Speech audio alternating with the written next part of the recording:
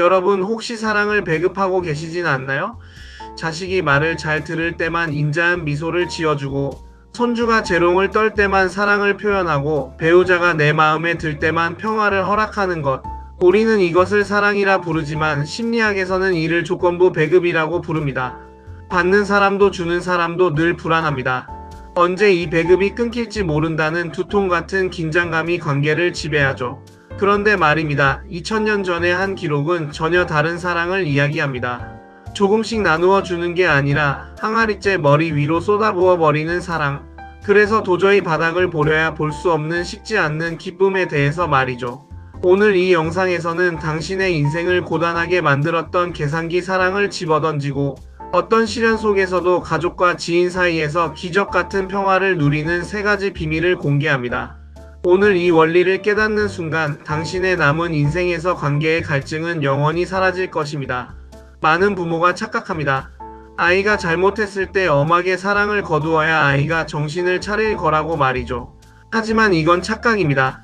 아이가 가장 무너졌을 때, 소위 말해 죄인처럼 고개를 숙이고 있을 때, 부모마저 사랑의 계산기를 두드리면 아이의 자존감은 회복 불가능한 상처를 입습니다. 진짜 사랑은 통째로 부어주는 것입니다. 아이의 성적이나 행동에 따라 양을 조절하는 게 아니라 그냥 폭포수처럼 쏟아붓는 것이죠. 이걸 심리학에서는 무조건적 긍정적 존중이라고 합니다. 아이가 내가 아무리 큰 실수를 해도 우리 부모님의 사랑은 절대 변하지 않는다는 확신을 갖게 될 때, 아이는 비로소 세상에 나갈 용기를 얻습니다. 사랑은 가슴으로 느끼는 체감이 아니라 삶으로 증명하는 체증입니다.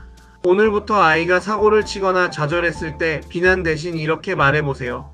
네가 어떤 행동을 하든 내가 너를 사랑한다는 팩트는 절대 변하지 않아. 이건 계산되는 게 아니거든. 부모의 사랑을 의심하는 자녀는 평생 눈치를 보며 불행하게 살지만, 사랑을 확신하는 자녀는 자기 삶의 무거운 짐을 스스로 내려놓고 기적 같은 회복력을 보여줍니다. 당신의 계산기를 지금 당장 박살 내십시오. 손주랑 있으면 시간이 어떻게 가는지 모르겠어.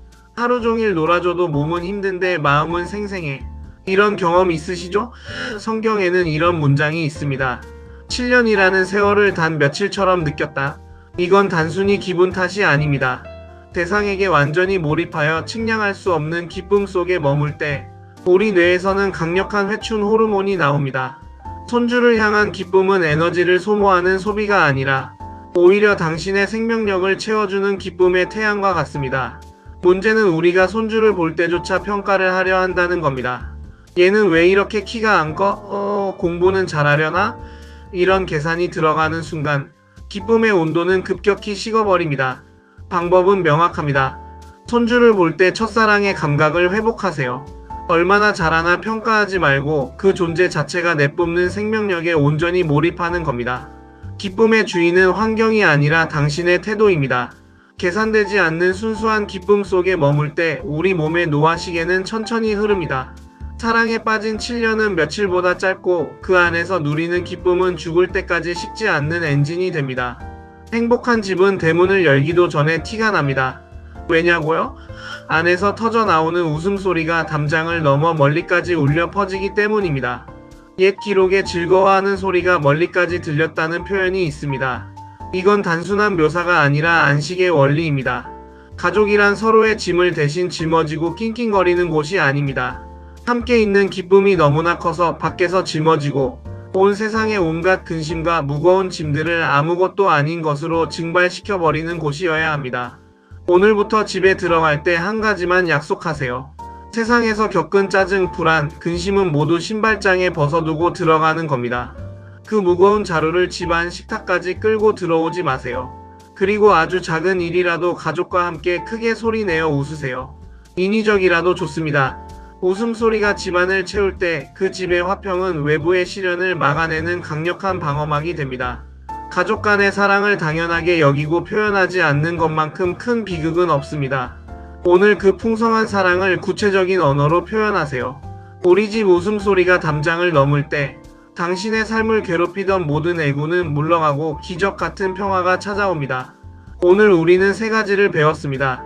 자녀에게는 계산기 없는 폭포수 같은 사랑을, 손주에게는 평가 없는 몰입의 기쁨을, 그리고 가족에게는 담장을 넘는 공명의 웃음을 선물하는 법을 말이죠. 이 모든 것의 핵심은 하나입니다.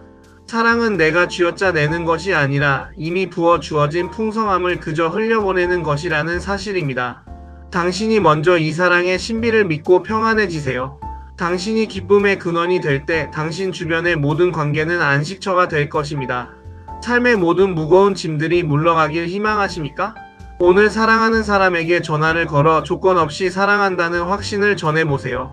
당신의 인생 2막은 이제 고통이 아니라 식지 않는 기쁨의 축제가 될 것입니다. 오늘 영상이 도움이 되셨다면 구독과 좋아요로 이 지혜를 널리 나눠주세요. 여러분의 평안한 삶을 응원합니다. 감사합니다.